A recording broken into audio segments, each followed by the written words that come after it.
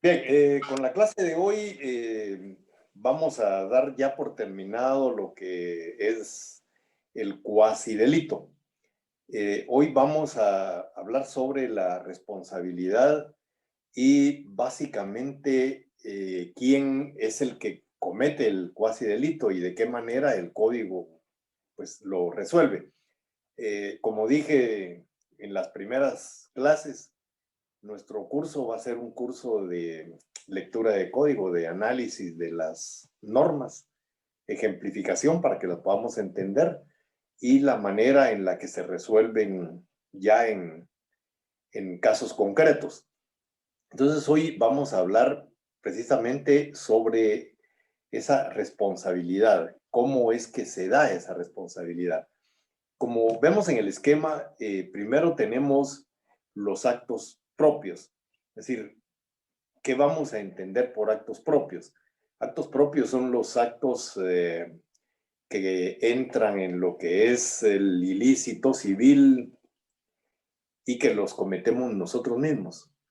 Entonces, cuando estamos hablando de esos actos propios, vamos a entender cómo es que se produce el daño y cuáles son las consecuencias del mismo. Dentro de los actos propios, primero que tenemos, hablamos ya de él el día martes, es el abuso de derecho. Las personas, dijimos, abusan de su derecho, entran al mundo jurídico de otras personas, a un mundo jurídico ajeno, haciendo uso de su propio derecho. Entonces, decía un aforismo por ahí que el derecho de uno termina cuando comienza el derecho de los demás. Y eso pues ya lo explicamos, no me voy a detener en ese acto. En cuanto a lo que son las lesiones o muerte, en la clase anterior hablábamos algo sobre eso, hablábamos sobre algunos accidentes de tránsito y, y nos quedaba la inquietud de cómo la ley nos iba a dar los caminos para resolver estos problemas.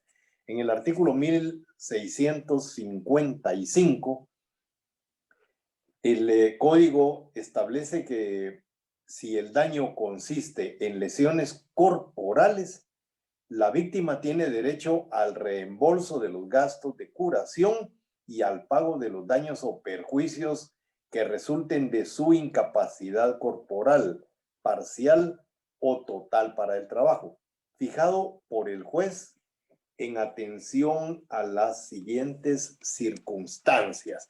Veamos qué es lo que el juez estima para poder dictar una sentencia, para poder dictar una resolución. En el primer numeral dice la edad, el estado civil, el oficio o profesión de la persona que hubiere sido afectada. Va.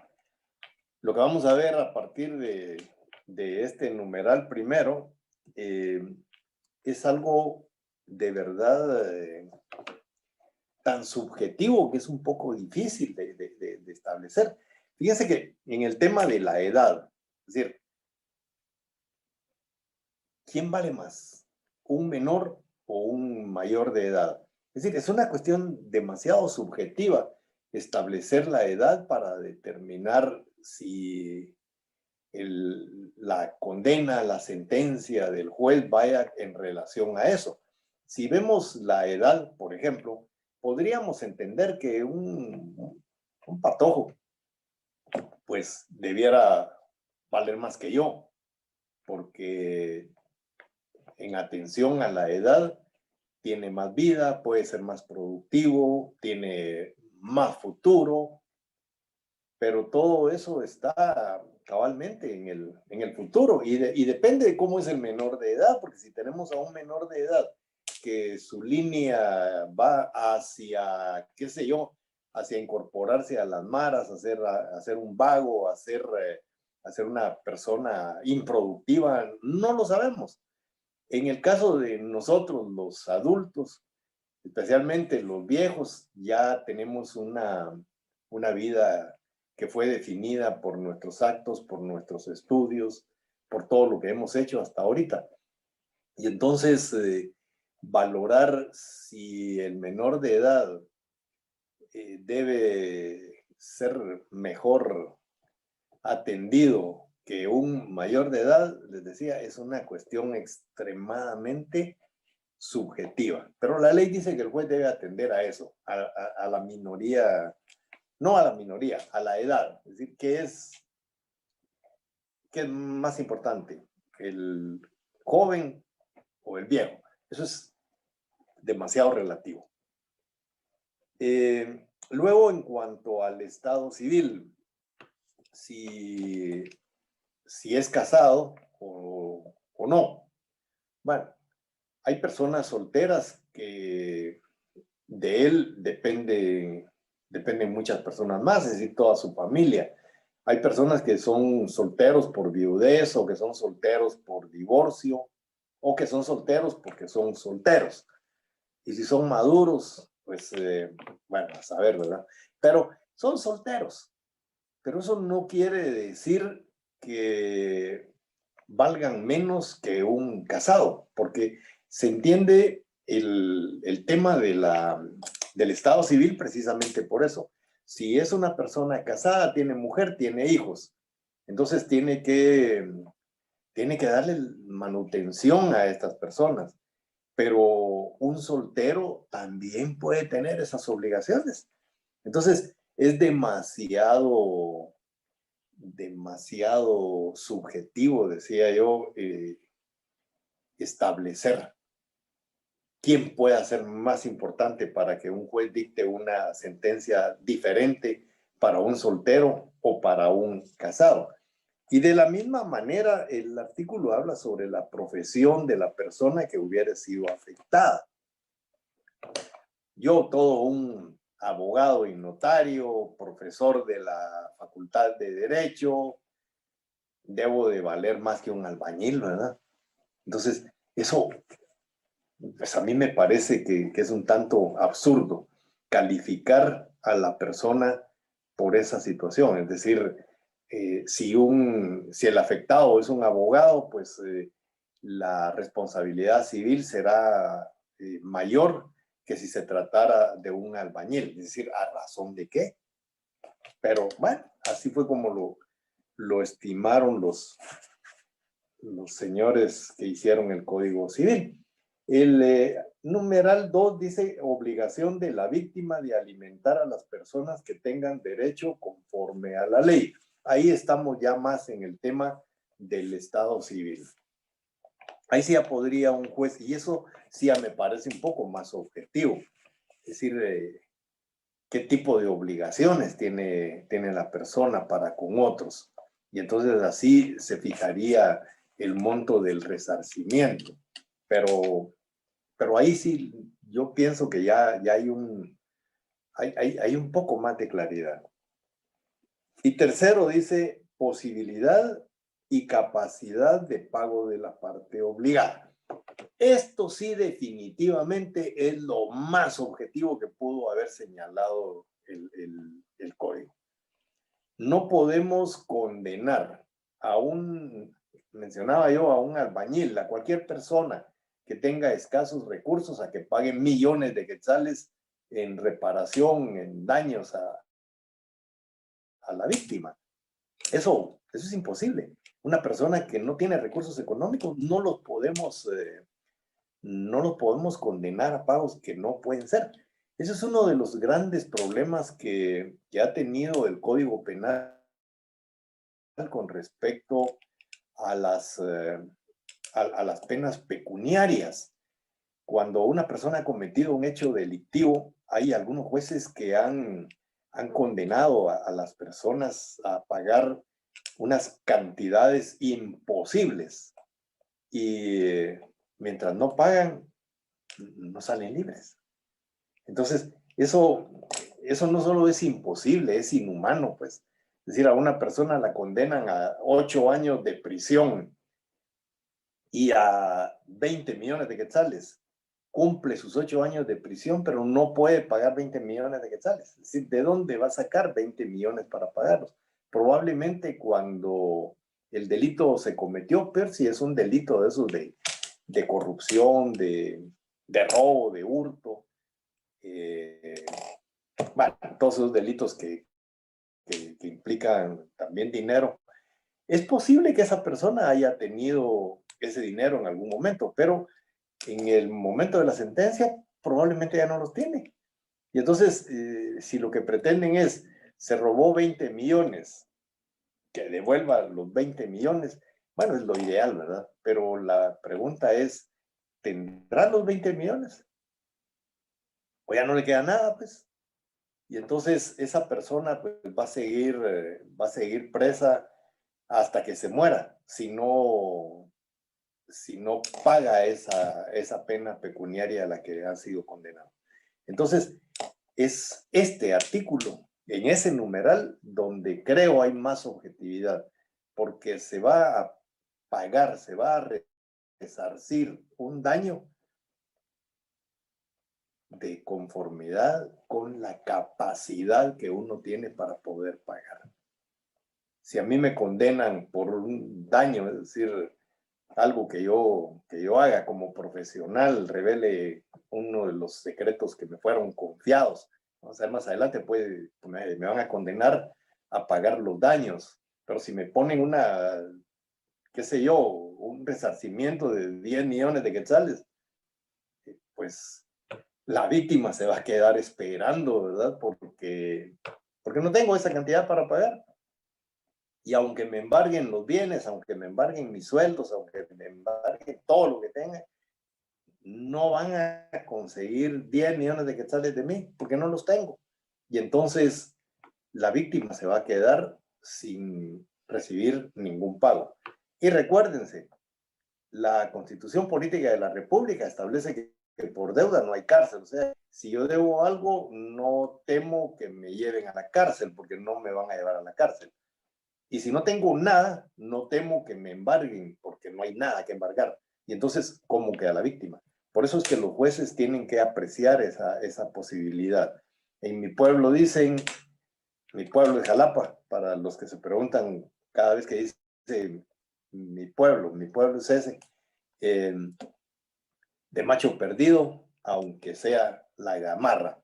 Es decir, cuando uno tiene un animal que está ensillado, está con su freno, con todo, y de repente se pierde, entonces, aunque sea la gamarra que uno encuentre, la pregunta, ¿cuál es la gamarra? La gamarra es un cincho que se pone del pectoral al freno, digamos, y que evita que el caballo levante la cabeza. O sea, ni siquiera estamos hablando de, aunque sea la CIA, pues que la CIA pues, tiene valor. Hay CIAs que valen más a veces que los caballos, pero bueno.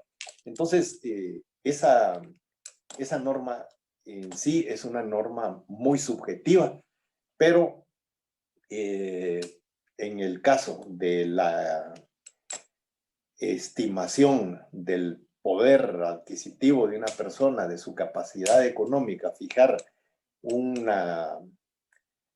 resarcimiento, eso a mí me parece de lo más objetivo que hay. Por lo menos es el numeral en esta norma. Luego encontramos el tema de la difamación, calumnia o injuria. Ustedes, mejor que yo, saben lo que es eso. Cuando estamos hablando de difamación, calumnia, injuria, voy a comenzar al revés. Cuando estamos hablando de injuria, estamos hablando de un insulto. Es decir, cuando a una persona se le insulta, cuando se le dice cosas que ofenden, es decir, cuando hay acciones que son ofensivas para la persona, se dicen cosas que no son. Entonces, eso es la injuria. La calumnia sabemos que es la acusación que una persona hace sobre otra de que ha cometido un hecho delictivo y que realmente no lo ha cometido. Si yo digo que a una persona le digo que es un ladrón y no lo es, eso es calumnia. Ahí estoy calumniando a esa persona. Pero si le digo ladrón y sí lo es, eso no es calumnia, ¿verdad? Entonces, la calumnia es cuando se imputa falsamente un delito. Y la difamación es esa calumnia, solo que ya haciéndola pública, ya publicitándola a través de los medios, a través de cualquier medio escrito, televisivo, radial, etcétera, etcétera. Si yo digo algo falso de una persona, le estoy imputando delitos que no cometió, entonces estamos en presencia de una difamación. Cuando lo hacemos público, a través de las redes sociales, por ejemplo. Entonces ahí hay difamación. ¿Qué dice sobre eso el artículo 1655? 6, ¿verdad? Perdón. Sí, 1656. Pido disculpas. Solo, perdón, me faltaba la última parte que dice, en caso de muerte, los herederos de la víctima o las personas que tenían derecho a ser alimentadas por ella podrán reclamar la indemnización que será fijada de conformidad con las disposiciones anteriores. No perdamos nunca de vista el artículo 1529, que dice que los derechos y las obligaciones se transmiten a los herederos, salvo 3 excepciones, que son la ley, el convenio y la naturaleza. En su momento vamos a explicar en qué consiste cada una de ellas. Y el artículo 1657 establece que si varias personas son culpables del daño o perjuicio derivado de hecho ilícito, serán solidariamente responsables, salvo que pueda determinarse la parte de daño o perjuicio causado por cada una. El que haya pagado la totalidad de la indemnización podrá repetir contra cada uno de los otros por la parte que fije el juez, según el grado de participación de cada cual en el hecho. Y si no fuere posible determinarlo, pues por partes iguales. Entonces, no solo una persona puede calumniar, puede injuriar, puede difamar, es decir, puede haber varias. Entonces, en términos generales, todos son solidarios. Ahora, muchas veces no todos participan de la misma forma.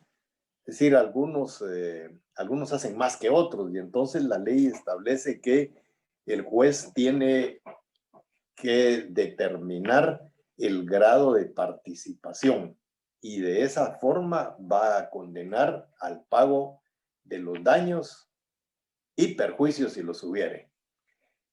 En cuanto al estado de necesidad, aquí habíamos hablado un poquito sobre eso. El artículo 1658 establece que el que causa daño o perjuicio para preservarse a sí mismo o para proteger a un tercero de un peligro inminente está obligado, no obstante, a la reparación que fije el juez de manera equitativa y según las circunstancias. Pero si la protección redunda exclusivamente en favor del tercero, éste será obligado a dicha reparación. Vamos a explicar eso. El artículo 1647, complementando el anterior, dice: la exención de responsabilidad penal no libera de la responsabilidad civil, a no ser que el juez así lo estimare atendiendo a las circunstancias especiales del caso. Bueno, 1656, una persona... bueno, y tal vez se me olvidaba señalar el artículo 24, si no estoy mal, del Código Penal, que habla precisamente sobre el estado de necesidad. Una persona, para defender su vida, para defender la de los demás o para defender su patrimonio, se defiende causando daños. Y entonces, muchas veces, cuando ese daño se causa, pues el daño podría entrar en el campo de lo penal. Entonces ahí es donde veíamos en un ejemplo que les puse en una de las clases anteriores, una persona que para que no lo muerda un perro rabioso, decía yo, sube a una pared o se mete a una casa y para meterse causa daños. Entonces les decía yo, mínimo hay dos delitos ahí. Primero, el de daños y segundo, el de allanamiento de morada. Pero esos ilícitos penales los comete para salvaguardar su vida. Y recuérdense que lo más preciado del derecho es la vida humana especialmente. Entonces, una persona que causa daños para salvaguardar su integridad física o la de otras personas, es exonerada de las acciones penales, es decir, del haber infringido normas penales. No así de la reparación civil, no así del pagar por los daños causados. Entonces, ahí estamos claros. Pero había otro ejemplo para lo último que tenemos en el artículo ese. Cuando, vamos a ver una persona baja del carro y usualmente hay personas que hacen eso, dejan a los niños dentro del carro. Es decir, jamás hay que dejar un niño dentro del carro, nunca, ni siquiera a los animales. Es decir, hay gente que lleva a sus perros y los deja dentro del carro, ahí están los pobres bajo el sol, jadeando, sin agua, sin nada, pobrecitos. Pero imagínense ustedes dejar a un niño. Eso de verdad es terrible. Pero bueno, entonces el niño, ya no estamos hablando de un bebé que está en el sillón de atrás, en esa silla especial. Estamos hablando de un niño ya un poquito más grande. Está jugando dentro del carro y a la señora, y digo la señora porque casi solo las señoras andan cargando niños. Los hombres no, aunque los hombres son un poco más brutos en ese sentido, que no ponemos mucha atención a lo que hacemos, pero bueno, se baja el niño, perdón, mueve el cambio. Digamos, el carro está en primera, se les olvidó poner el freno de mano y está en una pendiente. El niño mueve la palanca de velocidad, la pone en neutro y el carro se va para atrás. Ustedes se dan cuenta de lo que está ocurriendo y corren a auxiliar al niño, porque vieron que ahí se quedó un niño. Y entonces tratan de sacarlo, pero el vidrio está cerrado. El vidrio tiene llave, es decir, perdón, la puerta tiene llave, no pueden abrirla y los vidrios están altos. Quizás solo les dejaron el pedacito para que le entre el aire y entonces ustedes, ¿qué es lo que hacen? Tratar de detener el carro, pero cuando un carro comienza a agarrar allá, ya es difícil de detenerlo. Y ustedes en lo que piensan es en salvar al niño. Hay por ahí una piedra, rompen el vidrio, sacan al niño y entonces llega la señora cuando mira su carro con el vidrio quebrado y todo eso, los comienza a maltratar y a acusar y quieren que le pague el vidrio. No se pone a pensar en lo que hicieron, salvarle la vida a ese muchachito, o por lo menos de los daños que pudo haberle causado el que el carro se vaya. Máxime si va hacia un barranco, pues para ponerlo más grave. Entonces, hay personas que no agradecen eso, o su estado nervioso es tal que no pueden razonar lo que están haciendo. Y entonces deciden demandarlos. La pregunta es, ¿deben ustedes pagar los daños que causaron para salvar a otra persona? Y la respuesta es que no, ¿verdad? No solo van a estar exonerados penalmente por haber causado los daños, sino que además van a estar exonerados civilmente porque lo que hicieron, lo hicieron en beneficio de un tercero. Bien, espero que se haya entendido la explicación. En cuanto a la carencia de discernimiento, el artículo 1657 establece que... No, perdón. 1659. Ya no leo bien. El artículo 1659 dice: el que causa daño o perjuicio estando privado accidentalmente de discernimiento no queda exento de responsabilidad, a menos que pruebe que cayó en ese estado sin su culpa. Hace algunos años, ahí por la colonia Betania, en la pasarela, había algunas personas que lanzaban piedras desde arriba, quebrar los windshields. Y entonces, imagínense ustedes que uno de ustedes va manejando y de repente les tiran un ladrillo, quiebran el vidrio, los golpean. En ese momento ustedes pierden el discernimiento, pierden esa capacidad volitiva, es decir, se desmayan del pencazo, es decir, sufren una lesión. Bueno, pero al pasarles eso, el carro pierde control, es decir, ustedes ya no lo pueden controlar y el carro se va a empotrar contra otros carros. Bueno, la pregunta es, ¿deben ustedes pagar por los daños causados a los otros vehículos en ese momento que perdieron el discernimiento? Entonces, la respuesta va a ser no, siempre y cuando demuestren que no fue por culpa suya. ¿Y por qué menciono esto? Porque voy al otro ejemplo. Una persona que padece de ataques epilépticos. Una persona que padece de ataques epilépticos, en principio, no debiera de manejar vehículos. Pero si está controlado, si tiene la medicina, es decir, si está tomando la medicina que le aconsejan y todo, lo más probable es que eso esté bajo control.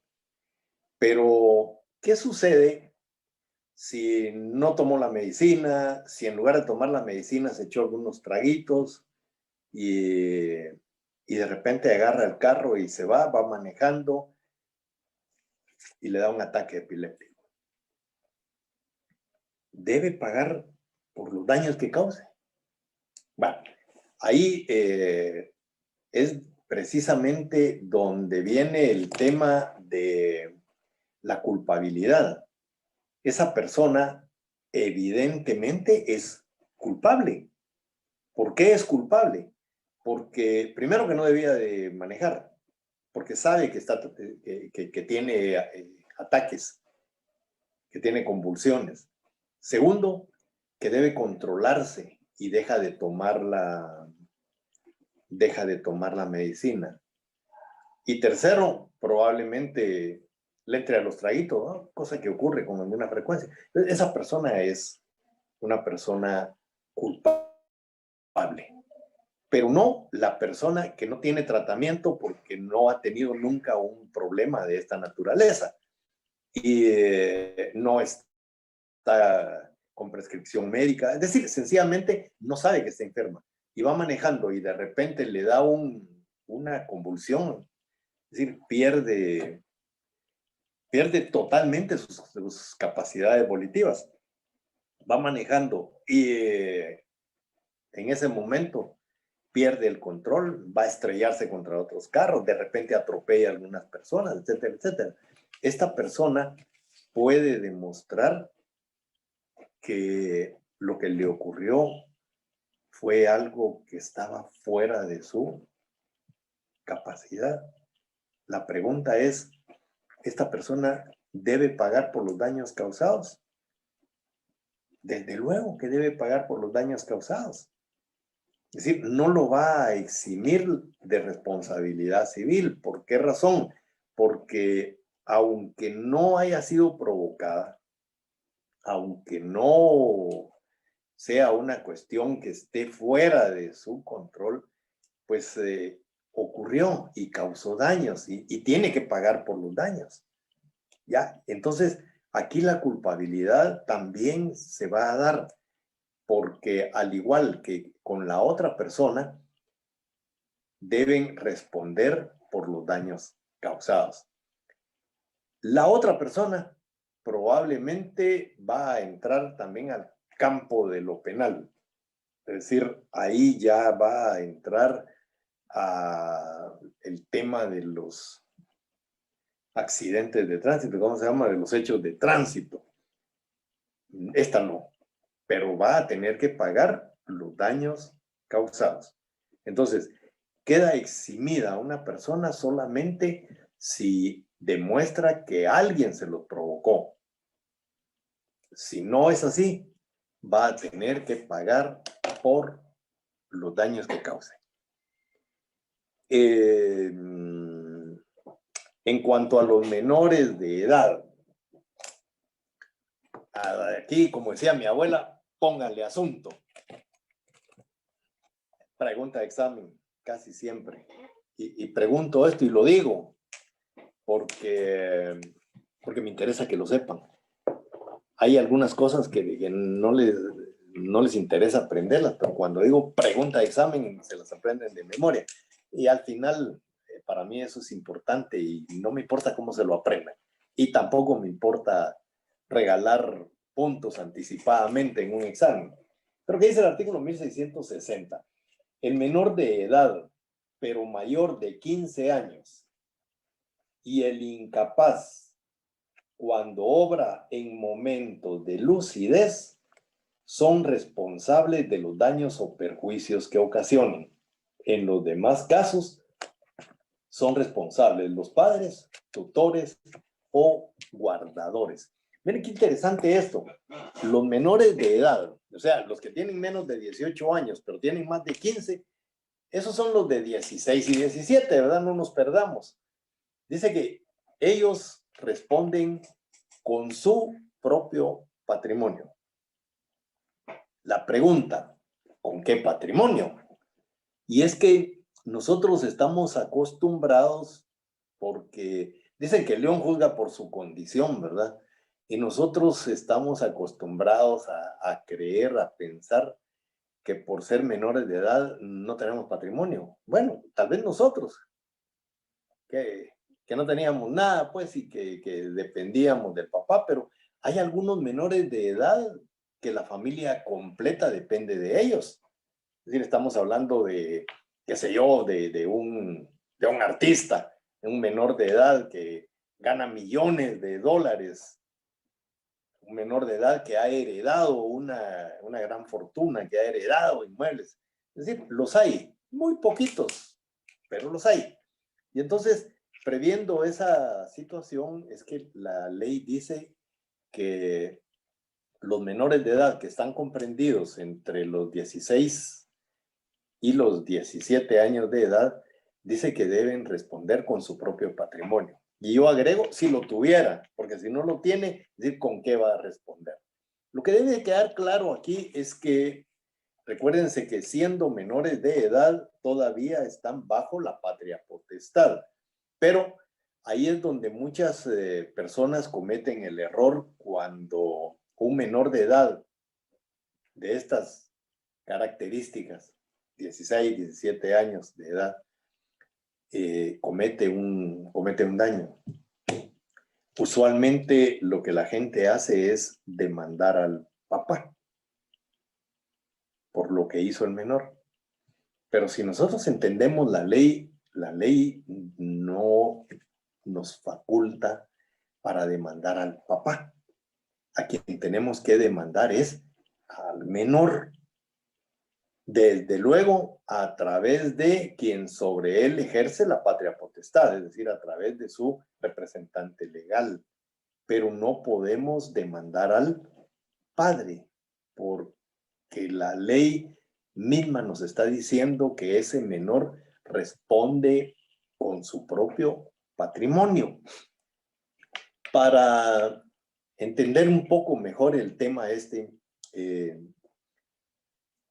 los que alguna vez a los 16 años tuvimos licencia juvenil, recuerdo que para que me dieran la licencia, mi papá tuvo que ir a firmar un convenio responsabilizándose por todos los daños que yo pudiera causar. Y entonces, de esa manera, pues me daban la licencia. Y eso no ha cambiado, es decir, sigue siendo exactamente igual. Yo hace poco tuve que hacerlo con uno de mis hijos, pues. Es decir, yo me tuve que comprometer a pagar todos los daños que causara manejando un vehículo y eso pues no ha cambiado. ¿Por qué se hace esa declaración en la que uno, fíjense, más adelante vamos a hablar sobre cuando hablemos de los cuasi contratos? En ese momento que yo me comprometo a pagar todos los daños que se causen, me estoy convirtiendo en deudor. ¿De quién? De la víctima posible, del menor de edad al que estoy avalando. Entonces, ahí estamos viendo precisamente eso. Como el menor de edad es menor de edad y probablemente no tiene patrimonio y probablemente el carro que va a andar manejando es el carro de papi, entonces no se va a poder obtener de ese menor el resarcimiento de los daños que cause. Y por eso es que ponen como requisito que el papá se convierta en garante de esos daños que el menor haya podido causar. Y luego el artículo aclara más todavía cuando dice, en los demás casos, ¿cuáles son los demás casos? Los demás casos son los menores de 15 años para abajo. En los demás casos, dice la ley, el responsable es el padre o el tutor, es decir, quien tenga la patria potestad o quien tenga la representación legal de ese menor es el que va a tener que pagar. Y por eso es que hacíamos la diferencia entre lo que era un incapaz absoluto y lo que era un incapaz relativo. En el tema de los daños y perjuicios, el menor de 15 años para abajo es un incapaz absoluto. En el tema de cuestiones laborales y todo eso, decíamos que un menor de 14 años es un incapaz relativo, porque él puede contratar un trabajo, etcétera, etcétera.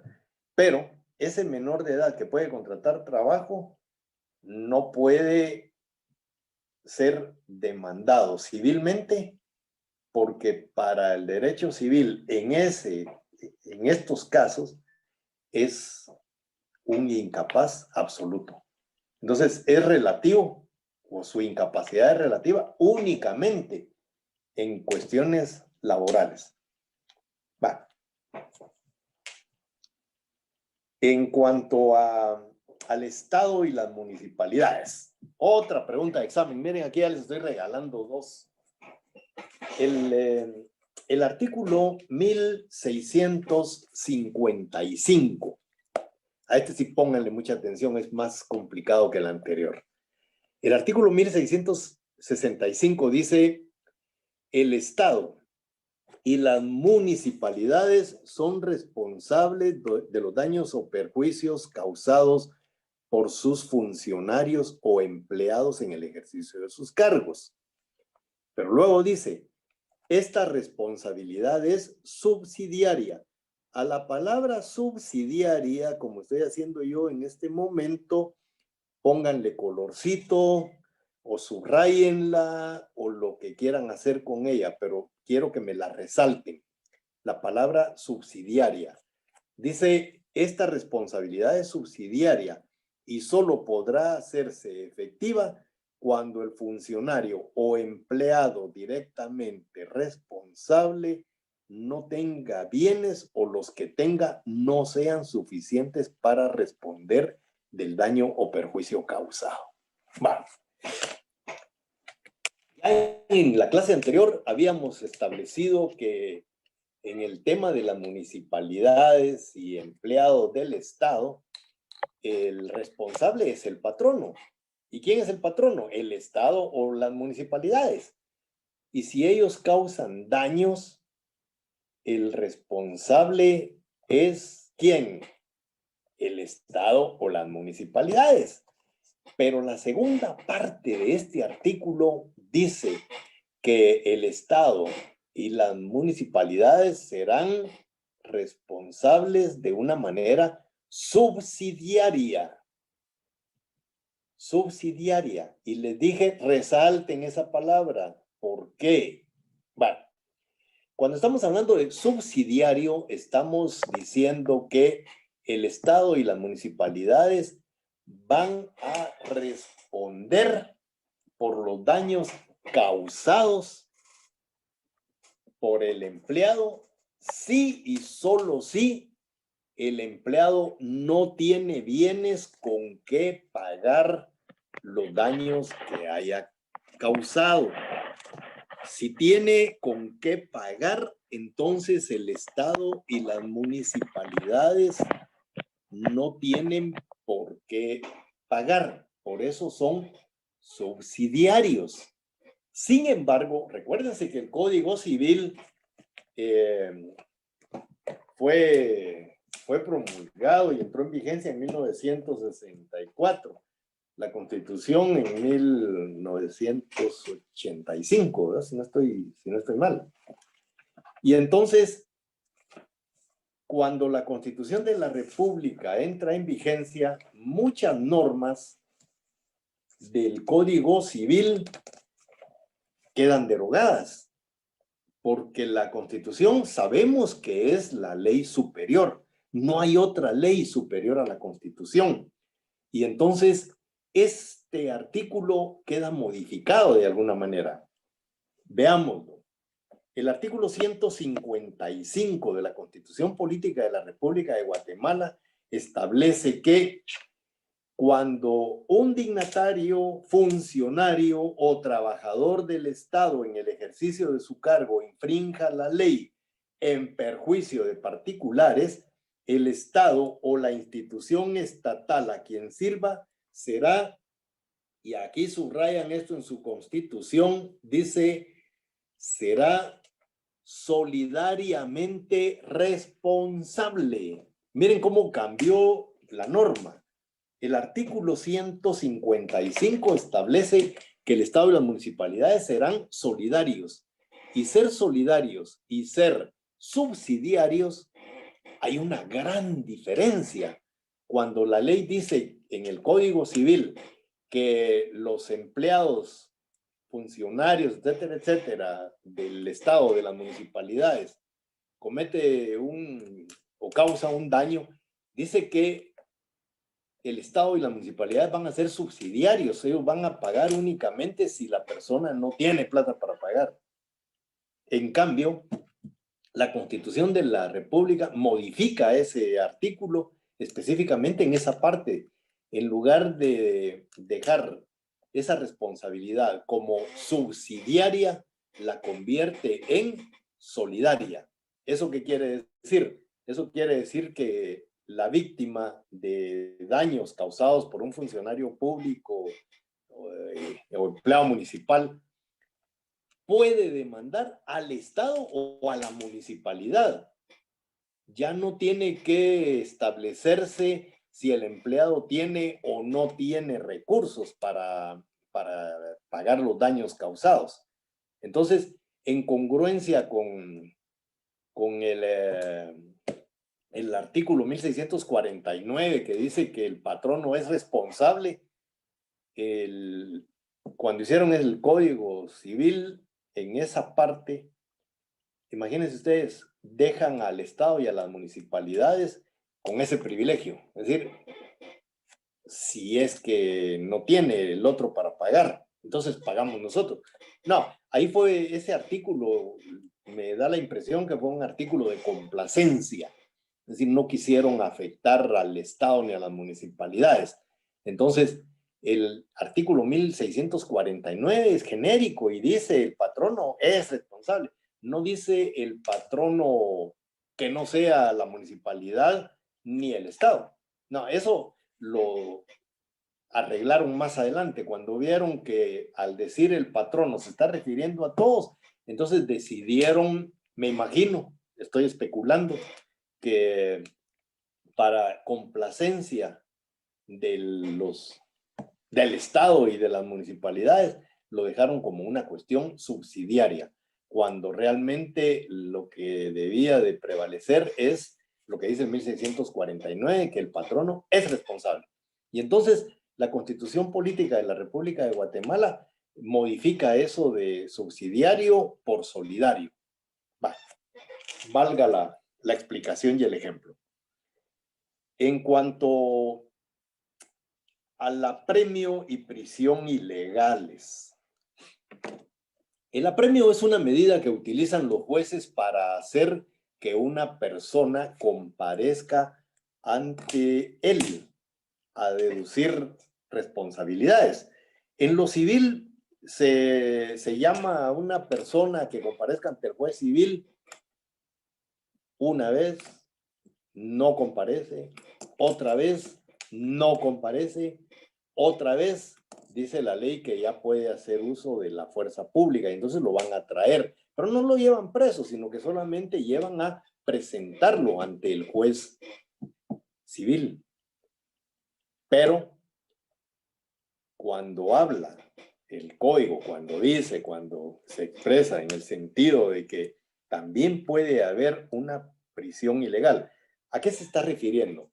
Es decir, el juez cita a una persona ante él y le dicta prisión. Eso no ocurre en el derecho civil, eso ocurre en el derecho penal. En el derecho civil sí hay apremios, es decir, el juez manda citar a una persona, le notifica que comparezca. Hay dos casos que quiero mencionar, que ustedes conocen recientemente. Está el caso de Arzú, candidato a presidente. No me recuerdo cómo es que se llama el chatillo este que, bueno, todo Guatemala lo conoce, saben quién es. Si ustedes se recuerdan, un juez civil de los Estados Unidos ordenó que fuera aprehendido y que fuera presentado ante esa judicatura. La razón por la que ese juez en los Estados Unidos dictó una orden de aprehensión en contra de él es porque él tenía en los Estados Unidos un juicio civil, y en ese juicio civil lo citaron varias veces y no compareció. Sencillamente no sé, no quiso ir, lo citaron. Y como no compareció, entonces el juez pues libró una orden de aprehensión contra él, la cual pues a través de un suplicatorio lo manda a Guatemala para que Guatemala lo detenga y lo lleve y lo presente ante ese juzgado. No es que hubiera una orden de captura internacional como sí ocurre con algunos prófugos de la justicia. Contra ellos sí hay capturas internacionales. En este caso lo que había era precisamente eso, ¿cómo se llama? Un apremio para que él se presentara ante ese juez. Y hay que respetarlo. Hay que respetar ese tipo de cuestiones, porque los gringos sí hacen valer sus derechos. Bueno, yo no sé en qué paró esto, asumo que lo que hizo él fue negociar con la gente que lo estaba demandando en los Estados Unidos y ya no se lo llevaron. Encima era candidato aquí en Guatemala, ¿verdad? Y recuérdense que le dieron palo por eso. ¿Qué dice la ley al respecto? En el artículo 1667 El código dice, el que origina un apremio o prisión ilegales y el que los ordena son responsables solidariamente por el daño o perjuicio que causen.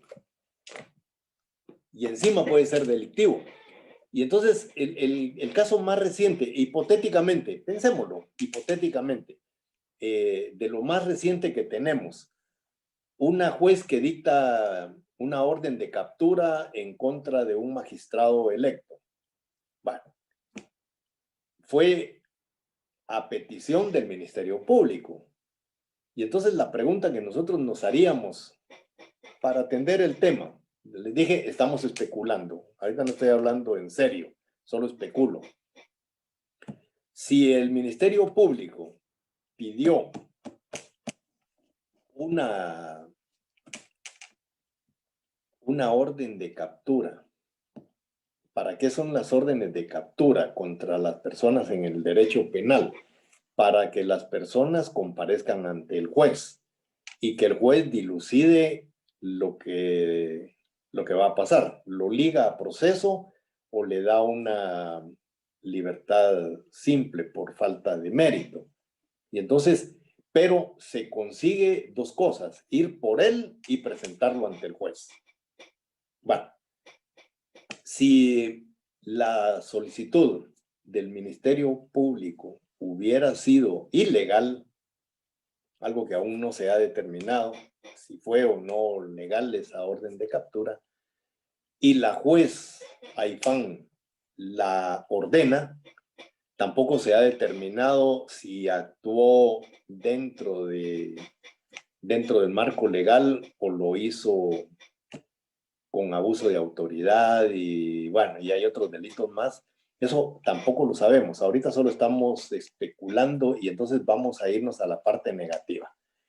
El Ministerio Público, asumamos que pidió una orden de captura ilegal y la juez le ordena la orden de captura. Ambos serían responsables tanto penalmente como civilmente por los daños y perjuicios que pudiera ocasionar esa actuación de ambos. ¿Sí me entienden, verdad? Vale. En el caso de los profesionales, el artículo 1668 establece que el profesional es responsable de los daños o perjuicios que cause por ignorancia o negligencia inexcusables o por divulgación de los secretos que conoce con motivo de su profesión. ¿Quiénes son profesionales en Guatemala? Bueno, el Código Civil no dice quiénes son profesionales. Podemos extraer del contrato de servicios profesionales en el artículo 2033 y el 2036 podemos inferir que se está refiriendo a quiénes son los profesionales y quiénes son, bueno, el artículo 2036 dice que quien no tenga título facultativo o autorización legal y bla, bla, bla, bla, bla. Pero me interesa eso, sin tener título facultativo. Eso quiere decir que para ser profesional hay que tener un título facultativo.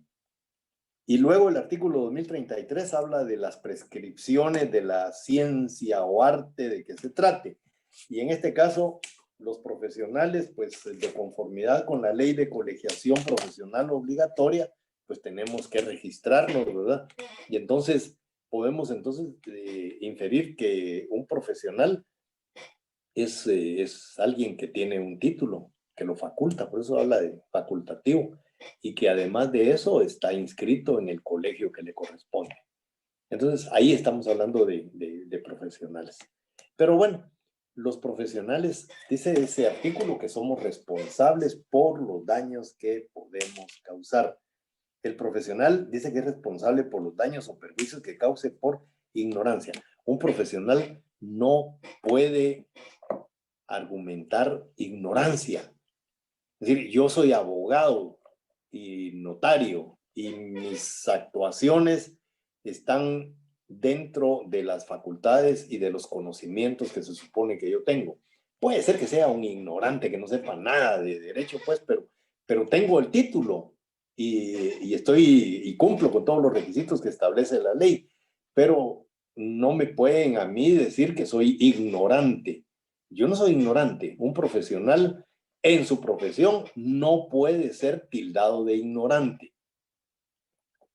Puede tener conocimientos limitados, puede tener lo que sea, pero jamás ignorancia. La ignorancia es el desconocimiento total de algo.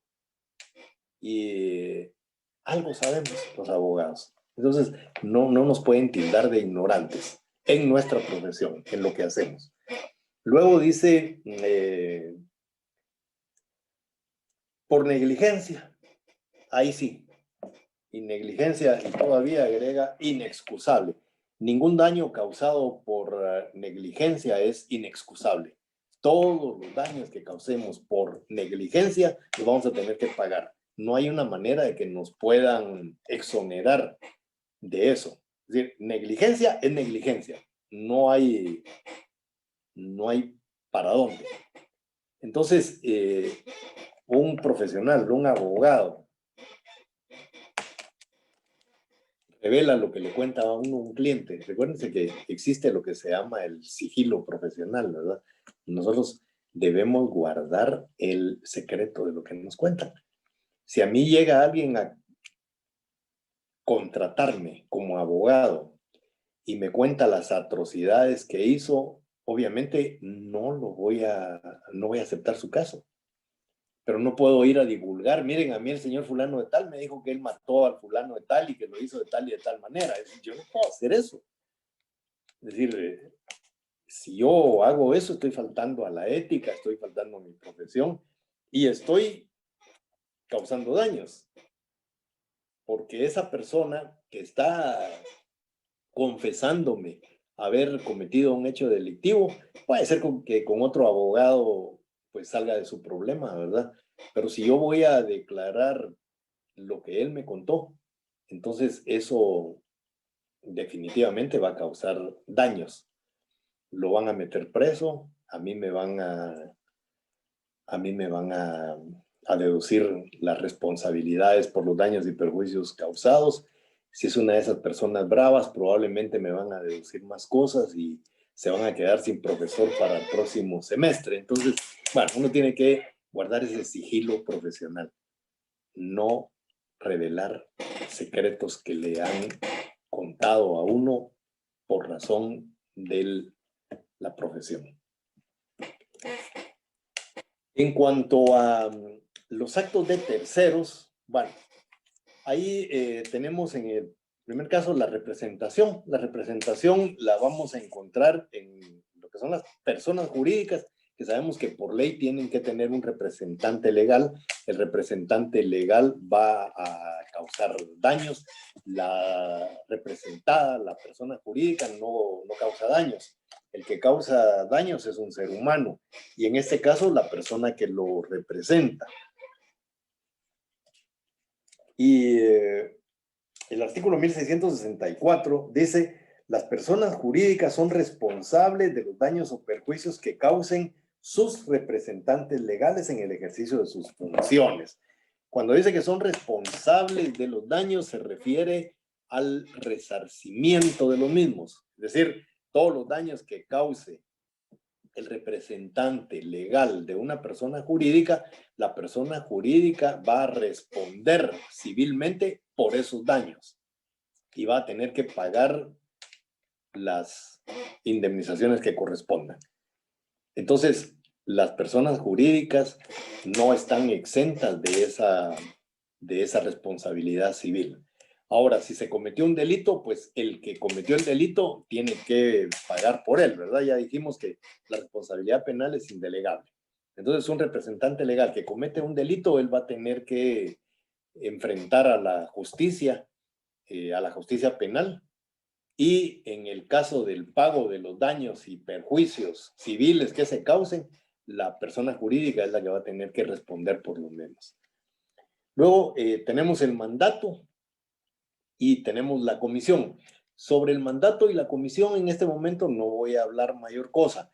En el tema de la persona jurídica, el representante legal lo es porque la ley así lo dispone.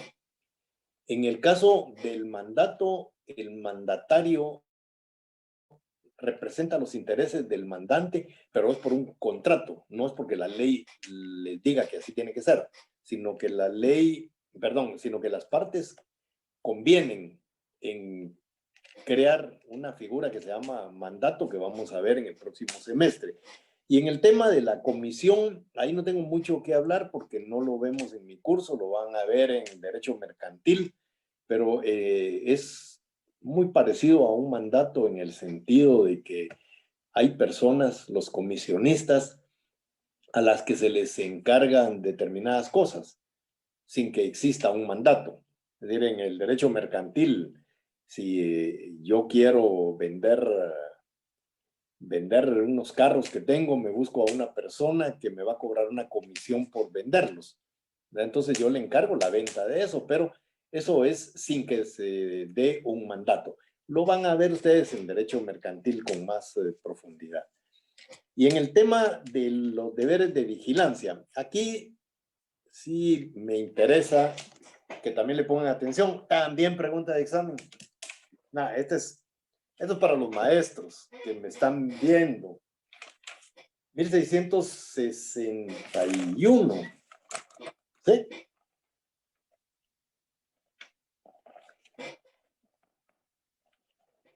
El artículo 1661, aquí está. Dice, los directores de establecimientos de enseñanza y los jefes de taller son responsables, en su caso, por los daños o perjuicios que causen los alumnos o aprendices menores de 15 años, mientras estén bajo su autoridad o vigilancia. ¿Por qué es importante este artículo? Yo les he contado a ustedes, yo fui maestro de educación primaria, soy maestro. Me gradué de maestro y de las clases de primaria me pasé a la universidad. Entonces, yo sigo siendo maestro, es decir, no he dejado de serlo desde el día que me gradué.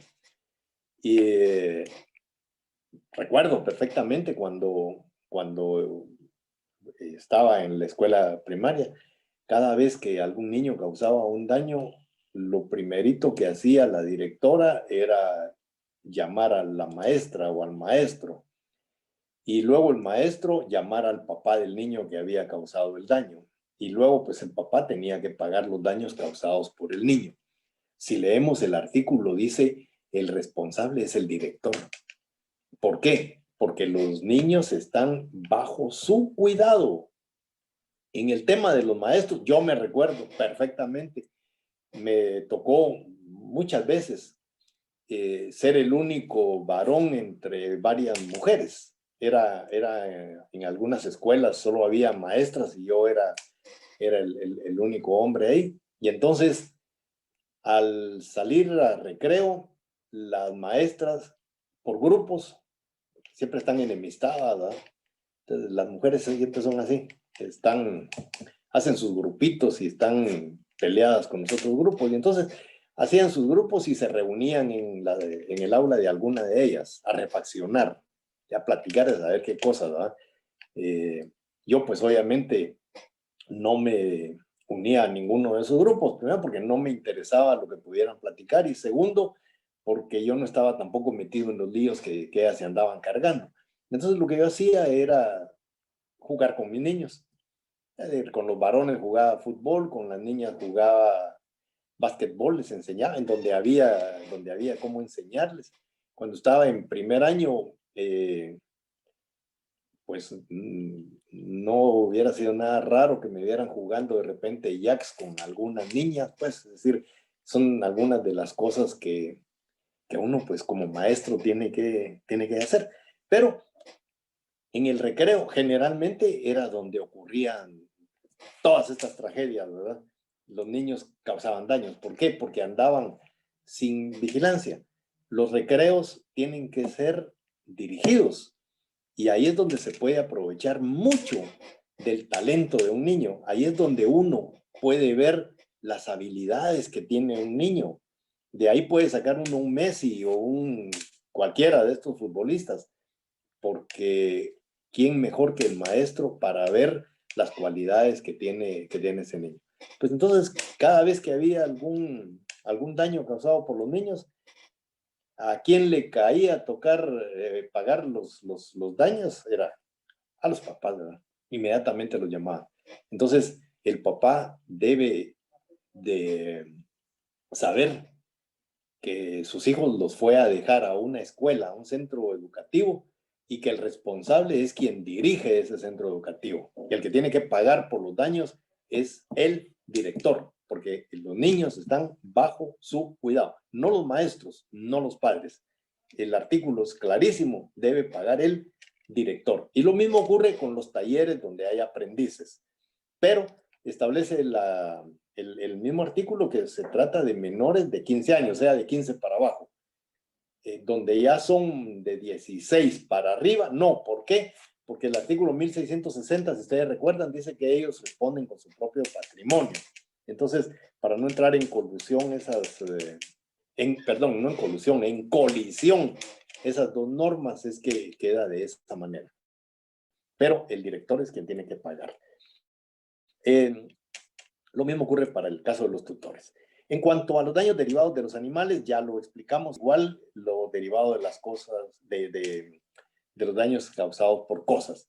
Entonces, aquí terminamos con la clase, así que aprovechen para que resolvamos cuanta duda haya surgido del cuasi delito, del hecho ilícito al que se refiere el Código Civil. En un momento les paso el link para que nos podamos ya comunicar.